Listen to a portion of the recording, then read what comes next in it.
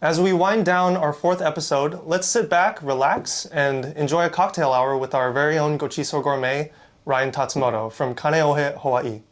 The Gochiso Gourmet will share his recipe for Mona Lisa with us.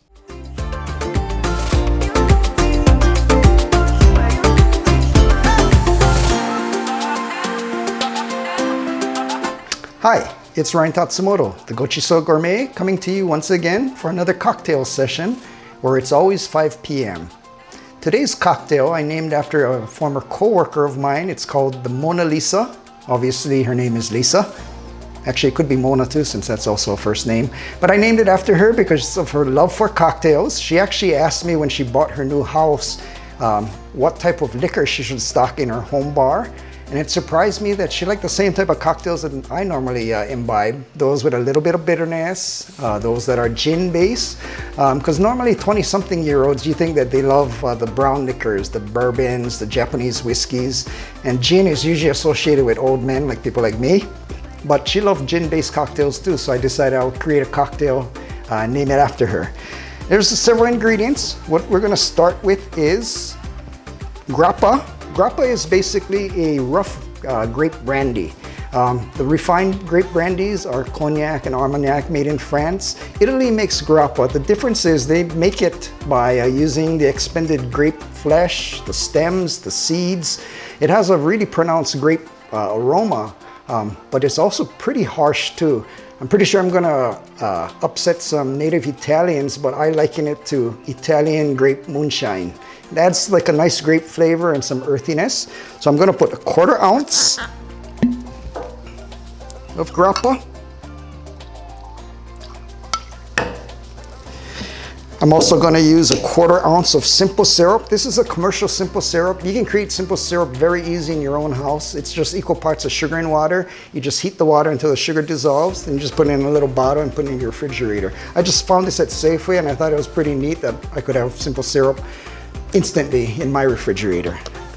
So 1/4 ounce of this.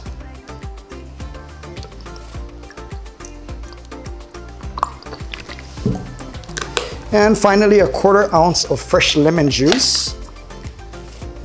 I pre-squeezed this a while back. Next, we're gonna add a 1/2 ounce of Chartreuse. Unfortunately, Chartreuse, this is the only way it comes. There's no generic Chartreuse that you're gonna find at Bevmo or any liquor store. It's a secret recipe. There's both a yellow and a green. I'm using the yellow one for this cocktail.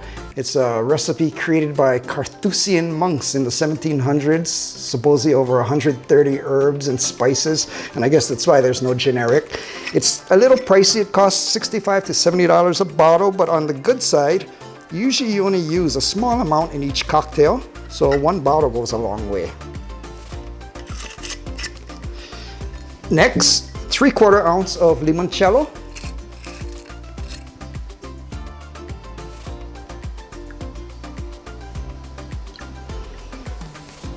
Oh, I thought I would have to squeeze this bottle. Add just enough. And finally, 1 ounce of gin. One of my favorite gins is botanist gin. You can use any gin that you prefer.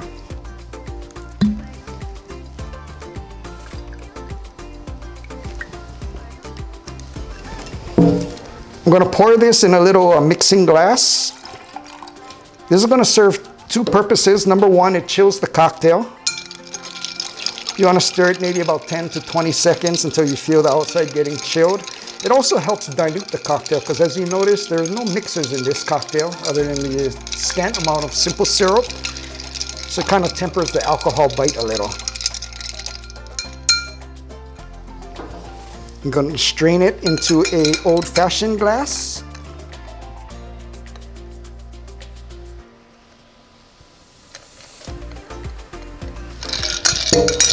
And finally, because it's a lemon-based cocktail, a little lemon wedge. I'm gonna squeeze the oil, rub the outside of the glass, and just drop it right in the glass. So again, I'm the Gochiso Gourmet, and this is the Mona Lisa. Kanpai!